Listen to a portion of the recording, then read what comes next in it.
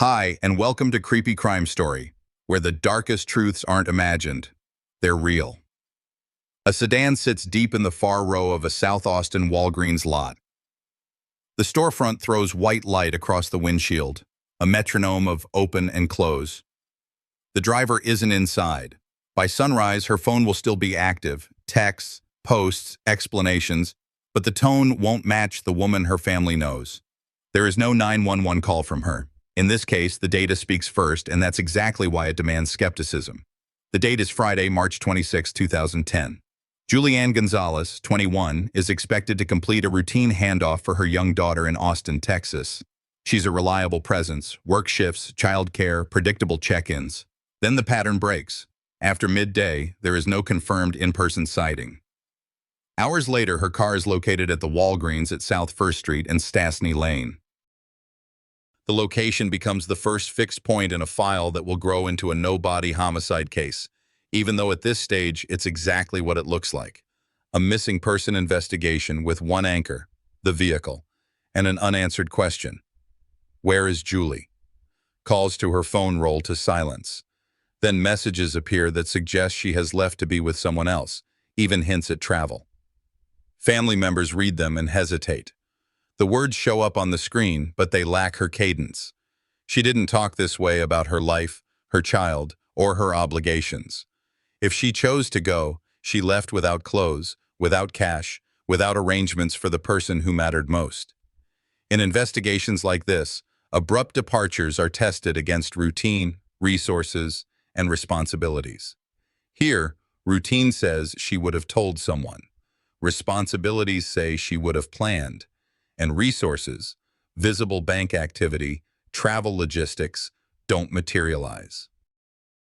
The first inference is not proof, it's a reason to keep the file open.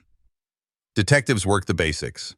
Last known plan, expected route, the timeline to the lot, who had access to the vehicle, who had access to the phone. They log that the car is found, but no struggle is publicly confirmed at the site. They keep two scenarios on the table. Voluntary departure versus foul play.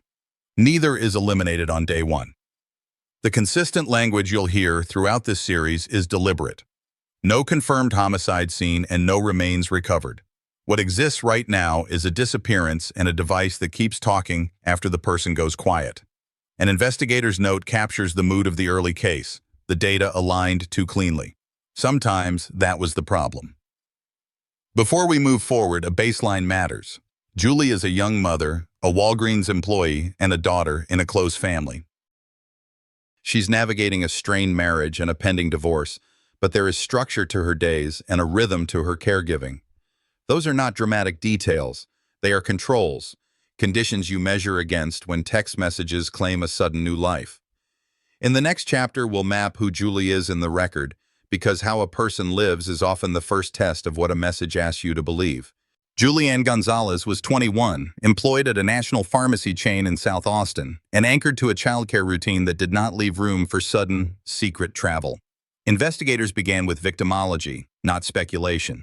They documented her roles, obligations, and patterns because in real cases, the baseline either supports a walk-away theory or collapses it. Work records showed regular shifts and predictable clock-ins. Supervisors described her as reliable, a person who covered duties and communicated if she would be late. Pay stubs and scheduling emails formed a simple point. Employment continuity, rent, utilities, and phone bills were current. Banking activity showed ordinary living expenses, not a cash out, not a run-up of debt, not a new account opened to stage a relocation. There were no withdrawals consistent with leaving town. Her driver's license and social security card were not replaced, flagged, or moved. Nothing in the paper trail resembled exit preparation. The home front was just as structured. Julie was a young mother. The child care handoff rhythm, days, times, pickups, was known to both families. Texts with relatives reflected ordinary coordination. Meals, rides, visits. She returned calls. She confirmed plans. When she missed a check-in, people noticed quickly because that wasn't her normal. Investigators captured those simple facts in early notes. They weren't emotional observations. They were operational controls. In towns like Austin, missing young mothers do not just vanish. Neighbors and co-workers see the empty space immediately. Relationship status was documented, not dramatized. Julie had married young to George Dela Cruz.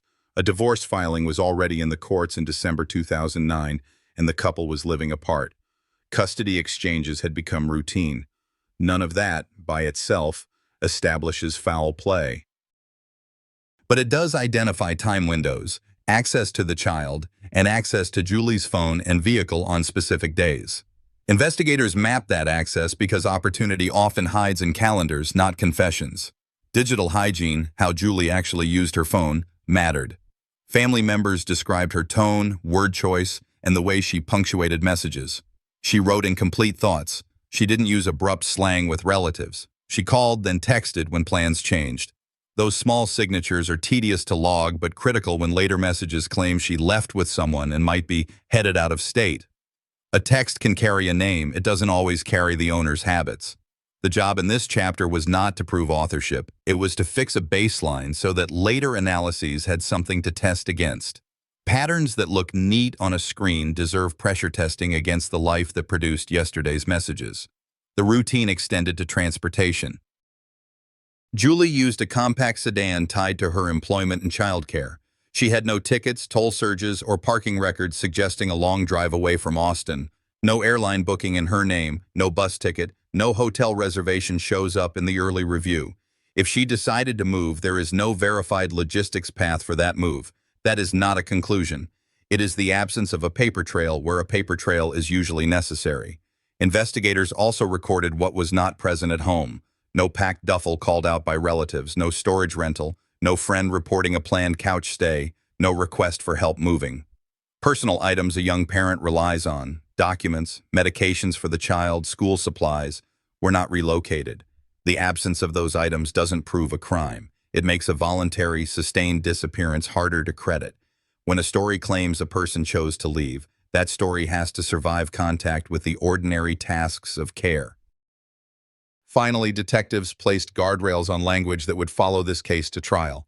There was no confirmed homicide scene, no remains recovered. The vehicle was documented, the schedule documented, the routine documented. The baseline was built layer by layer because everything that comes next, phone mapping, retail transactions, property searches, rises or falls on whether the she left narrative fits the life she was living on March 25, 2010. The first clean lead in this case isn't a witness or a confession, it's a phone. After Julie Gonzalez fails to make herself seen on March 26, 2010, messages begin to appear from her number. They say she left to be with someone. They hint at distance. On paper, that would support a voluntary departure. But real investigations compare claims to conduct. We test what's written against how a person actually uses a device, when they send, where they are when they send, and whether the behavior of the phone matches the behavior of the owner. Here, it doesn't. Detectives start by building a control. Typical usage in the weeks before the disappearance. Julie's family provides samples of ordinary messages, how she addressed relatives, how she updated plans, how quickly she returned calls, the kinds of abbreviations she did and didn't use. This is not literature, it's pattern recognition. People write in habits.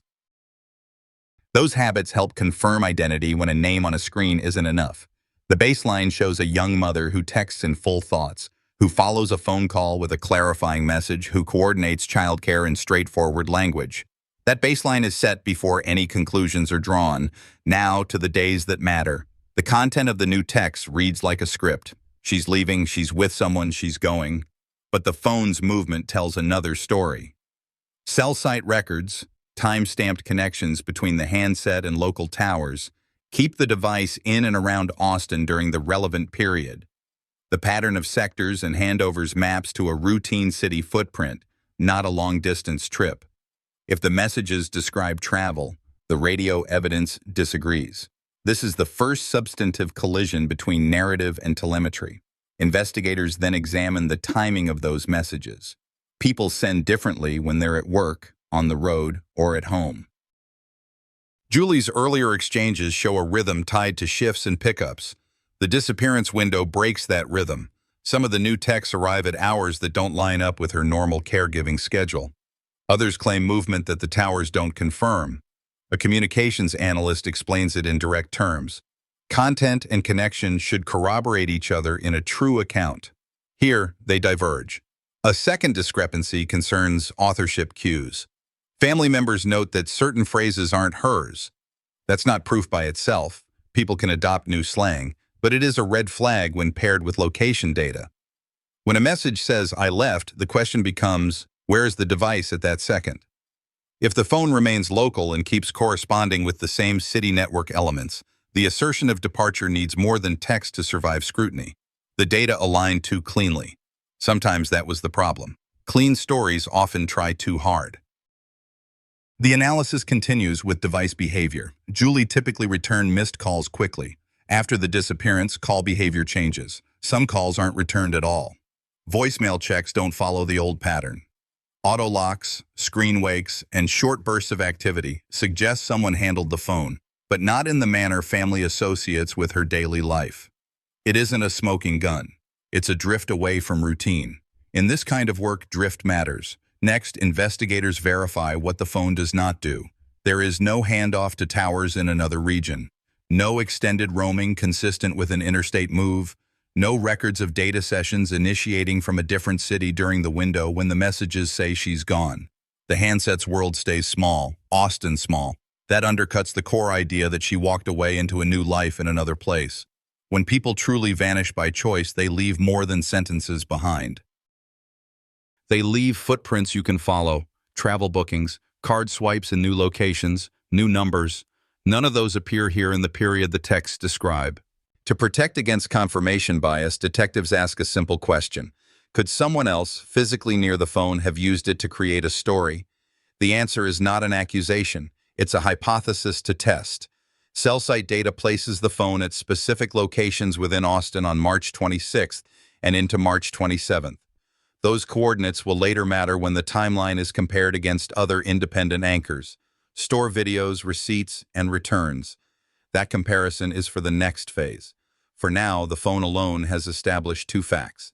It stayed local, and it spoke in a way that did not fully match Julie's known habits. There's a limit to what this methodology can say. Cell site analysis isn't GPS. It estimates location based on tower sectors and signal behavior. It cannot by itself identify who is holding the device. That's why detectives treat the handset as one witness among many. But even with those limits, the early result is hard to ignore. The content of the new messages claims movement. The network says otherwise. In USI cases where a person allegedly leaves suddenly, this kind of split is a warning sign. When words and coordinates disagree, investigators lean on the coordinates. Austin is not a small town, but it behaves like one when a young mother goes missing. People notice. In communities like this, crimes don't sit in courtrooms. They spill into schedules, daycare sign-ins, time cards, and call logs. That's why the phone matters. It's a record keeper that doesn't have an opinion. It connects or it doesn't. It moves or it doesn't. And in this file, it doesn't move the way the story says it does. What you've seen so far is procedure, not drama. It's also humane. Establishing that a message might not be authentic is a step toward respecting the person the message claims to be. A life is not a text bubble. For Julie's family, the value of this analysis is simple. It pressures a convenient explanation and keeps the search anchored to where she lived, worked, and parented, Austin, Texas. No confirmed homicide scene. No remains recovered. That remains the language, but the digital picture has shifted from possibility to pattern. Next, we measure that pattern against money and cameras. The next advance comes from cash registers and lenses.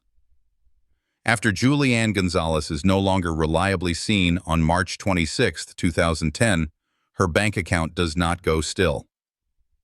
Charges post at big box retail. Timestamps appear, and with them, surveillance that lets investigators watch the transactions in real time after the fact. In cases like this, money and video do what rumors can't. They anchor who was where and when. Detectives pull her account history for the 48 hours surrounding the disappearance window.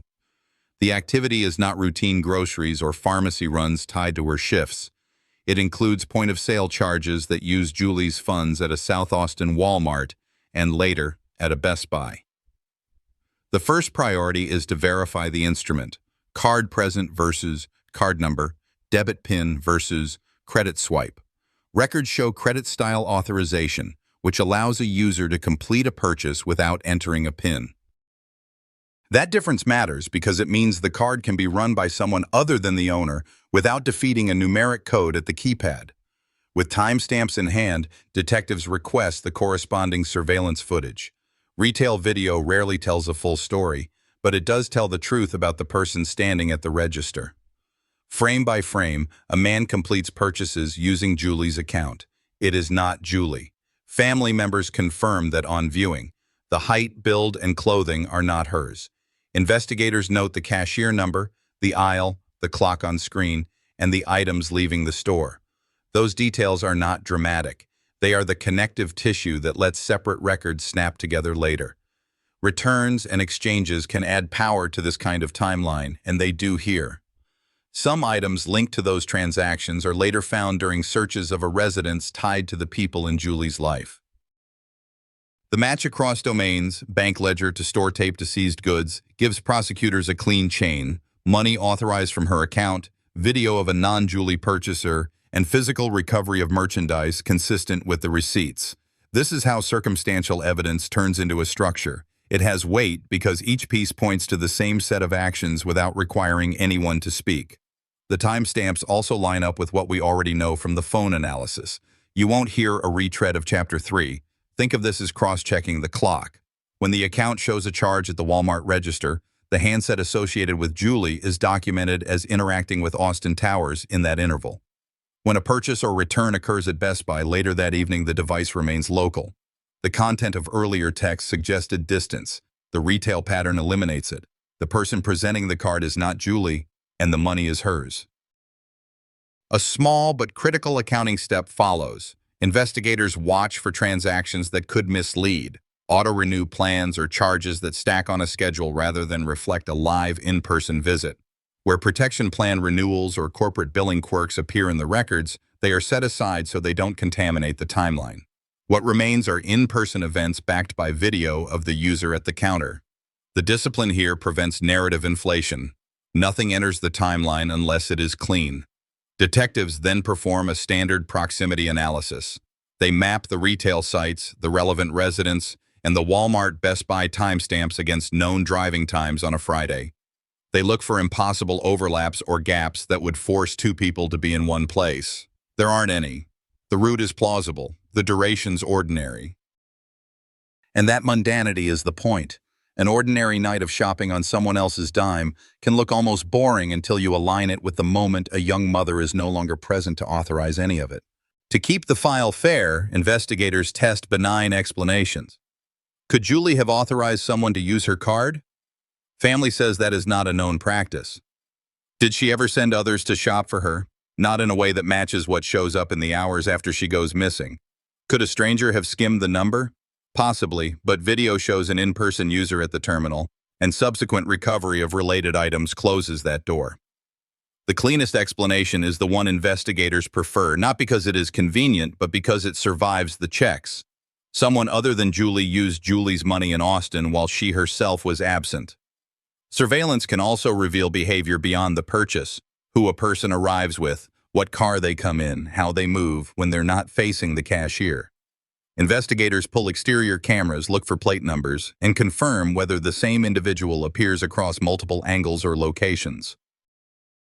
Even when plates are not conclusive on video, the directional footage, entrance and exit, helps police time the stay and compare it to the register clock.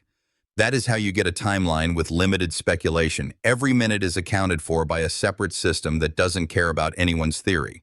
It's worth stating the controlled language again because it protects the integrity of the narrative. These receipts and videos do not establish a homicide scene. They confirm the use of Julie's financial instruments by a person who is not her in Austin during the disappearance window. No confirmed homicide scene, no remains recovered. But in the absence of a body, this is how modern cases move forward, by eliminating the "she left" storyline with independent records that don't bend. There is a human side to this evidence that is easy to miss. Financial exploitation after disappearance is not an abstract concept. It is a second harm. When a family watches someone else shop with money tied to their missing daughter, the reaction is not theatrical. It is focused. Follow the tape, match the clock, find the path backward from the register to the door and out to the lot. That is where the next lead usually waits. Property work begins because the financial and phone timelines point inward, not outward. Investigators secure consent where they can, then warrants when they must. The objective is narrow. Document anything that shows recent disturbance, tool use, or the handling of items tied to Julie Gonzalez after March 26, 2010. The language in the log stays disciplined: searches, observations, seizures. This is not about calling a scene. It is about recording facts. Exterior documentation comes first. A shallow trench is noted near an outbuilding, dimensions recorded by tape, photographed with scale, logged with the date and time. Nearby, a compact burn area contains ash, partially melted material, and remnants of clothing, including purple shoelaces. A metal pry bar lies within reach of the shed. Soil shows areas of recent disruption inconsistent with routine lawn work. An ATT technician report corroborates damage to underground telecom lines behind a small play structure on the morning of March 26. None of this proves a homicide, but in case files like this one, convergence matters. Independent sources pointing to the same corner of the yard increase investigative attention. A cadaver dog team works the exterior. Alerts are recorded precisely: location, wind, handler notes, without overstatement. An alert is a lead, not a laboratory result. Soil cores from points of interest are collected, bagged, and preserved for later review. If the audience is looking for television moments, this is the opposite. It is slow, repetitive, and careful, because that is the only way any of it will survive scrutiny later. No confirmed homicide scene, no remains recovered. The phrase belongs in the same paragraph as the dog notes, so the public record stays clean. Inside the shed, investigators note cut or modified flooring and photograph fasteners, gaps, and any lumber that looks recently disturbed. The purpose is to capture sequence, not just what is present, but what appears to have been moved. Adjacent storage is sifted for items that match the retail receipts from Chapter 4. Where boxes, serial numbers, or packaging correspond to those transactions, the links are cataloged.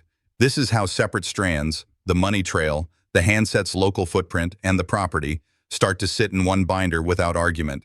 Electronics are seized pursuant to warrant: a gaming console, associated controllers, and a home computer. That is not a new pillar by itself. It is an acquisition step. Device forensics will be discussed later when usage gaps and activity logs have been verified. For now, the point is narrower. These items existed on-site and will be examined against time windows defined by the disappearance and the retail timeline. The goal is continuity, never a single exhibit that claims more than it can carry. Every search raises a fairness question. Could a trench exist for legitimate reasons? Could a burn area be trash disposal? Could a pry bar be ordinary home hardware? Investigators record those possibilities in the same reports because alternative explanations are part of a credible case. What keeps them working these grounds is the combination: a recent utility strike where digging is visible, burn debris including apparel features, tool presence near altered flooring, and independent alerts cataloged at fixed points. Taken together, these are not conclusions. They are coordinates for the next step. Chain of custody is treated like evidence itself. Photographs begin wide and move tight. Measurements are written on placards. Each bag is labeled in ink that will not fade. When a case proceeds without a body, any lapse in handling can take months of fieldwork off the table. The teams involved understand that. The reason the phrase "no confirmed homicide scene" appears so often in this narrative is that it appears in theirs. It is how you signal respect for what is known and what is not while still advancing the file. The human context is simple. Property searches unsettle everyone. Families want certainty, not tarps and flags. But when a young mother with a reliable routine disappears, and her financial life is used by someone else in the same city, documenting the places where the ground is not as it should be becomes a responsibility. Good cases are built on restraint. You show what was found, state what it means and what it doesn't, and leave space for the lab and the courtroom to do their parts. The final notation for today is the most important one to repeat exactly. No confirmed homicide scene and no remains recovered. These findings do not close the case. They shape it. They set the stage for what's next, how digital behavior inside the home and on the seized devices aligns with the hours when Julie vanished and her money moved.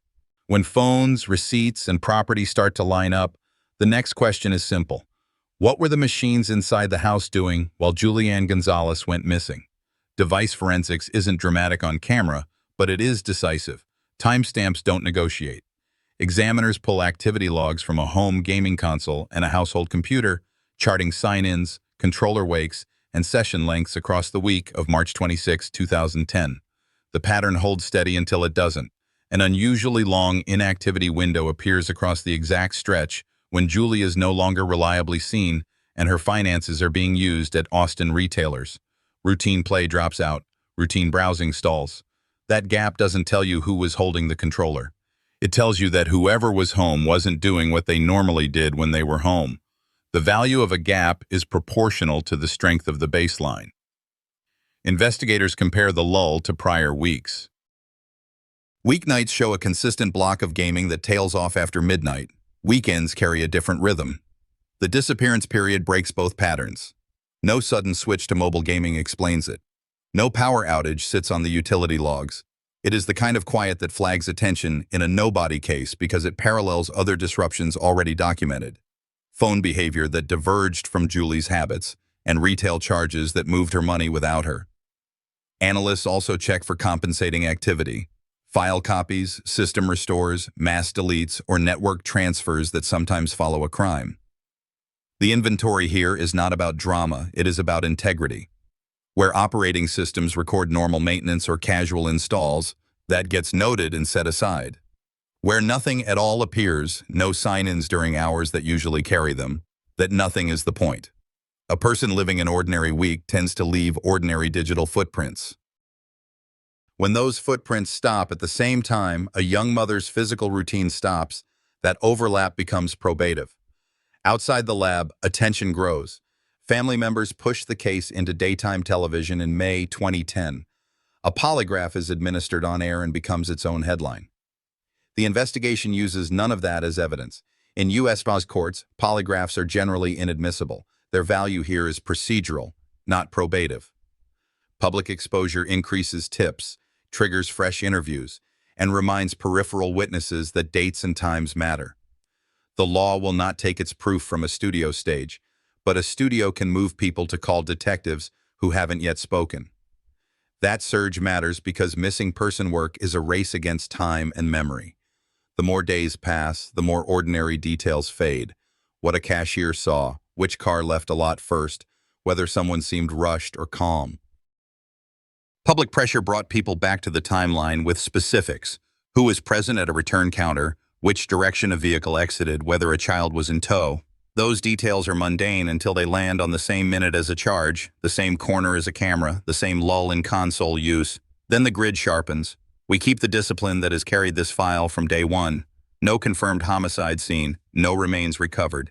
Device gaps and television moments are not a replacement for evidence. They are context that changes the pace of an investigation. Inside the house, the machines went quiet when they usually didn't. Outside the house, the city started talking when it usually wouldn't.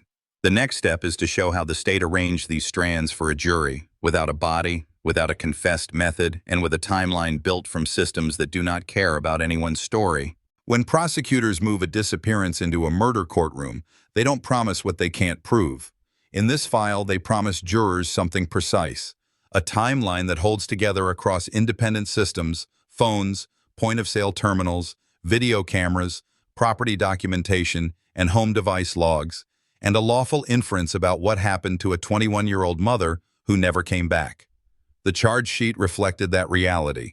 Texas law allows the state to allege murder without fixing a single specific method when the evidence shows a person is dead and another caused it. The jury would be instructed on the standard. Proof beyond a reasonable doubt drawn from the total picture, not one dramatic exhibit. The presentation followed the order you've watched unfold. First came the phone. Jurors saw how the content of post-disappearance messages clashed with the handset's actual connections in and around Austin. Those records did not identify a typist. They identified a device that did not leave. Next, the money. Bank authorizations and store receipts placed transactions on Julie Gonzalez's accounts in a tight window after she was no longer reliably seen. Surveillance resolved a simple question: who was at the registers? The answer was not Julie. Timestamps from those purchases were then cross-checked against the phone's network activity to confirm the acts happened locally. Property work entered as context, not as a declaration of a homicide scene. Jurors heard about documented search loci, ground disturbance near an outbuilding, a compact burn area with clothing remnants, a reported utility line strike the morning of March 26th, and recorded canine alerts, each one dated, photographed, and bagged where appropriate. The language stayed disciplined: no confirmed homicide scene, no remains recovered. The point wasn't to prove a specific act on a specific square of dirt. It was to show why investigators kept returning to the same place on the same day. Digital behavior inside the home rounded out the timeline. Atypical inactivity on a gaming console and a household computer overlapped the disappearance period and the retail charges. Analysts explained the baseline and the break. Ordinary weeks make ordinary footprints. This stretch did not. Media exposure, including a televised polygraph months later, was acknowledged as background that generated tips, not as evidence. The court's rulings kept that line bright. The jury saw records, not daytime television. Finally, jurors heard statements that the state argued were consistent with an assault that ended in death, offered not as the sole proof, but as one strand that matched the rest. Chain of custody charts and expert foundations did the quiet work of keeping each record intact. If a piece could not carry its weight lawfully, it didn't go in. What the state asked jurors to do was straightforward. Consider how separate systems that do not care about anyone's story, towers, terminals, cameras, device logs, and search documentation, land on the same hours and the same locations. In that overlap, the state said, is proof beyond a reasonable doubt that Julie is dead and that the defendant caused it. The law doesn't require a body when the totality meets the standard. It requires discipline. This case arrived in court with that discipline. One timeline, corroborated across independent channels, and language that respected what was known and what was not. The verdict would tell the rest. In April 2015, the state presented a timeline that did not ask jurors to imagine. It asked them to compare records. Phone connections that stayed in Austin. Purchases on Julie Gonzalez's accounts completed by someone else and captured on surveillance. Documented search loci on a South Austin property. Atypical quiet on home devices during the same hours. No single exhibit claimed more than it could carry. Together, they formed one picture. Under Texas law, the jury did not need a fixed method to reach a murder verdict when the totality showed that a young mother was dead and that the defendant caused it. They returned guilty. The court imposed a life sentence.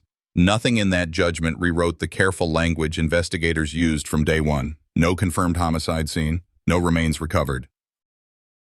The verdict did not pretend those facts were different. It recognized that modern cases can meet the standard with independent systems that align: towers, terminals, cameras, device logs, and properly documented searches. The defense argued the absence of a body, challenged inferences, and asked jurors to hold to doubt. The state answered with corroboration, not drama. In Texas, circumstantial evidence gains force when separate streams point to the same hours and places without coordination or bias. That is what happened here. Appeal followed as it should in a life case. In 2017, the Third Court of Appeals reviewed the record, applied the law to the admitted evidence, modified and affirmed in part, and left the life sentence standing. The message to the file was clear. The legal sufficiency did not depend on a confession or on remains. It rested on the strength and integrity of the timeline. Subsequent high court discussion of no-body prosecutions recognized the same principle.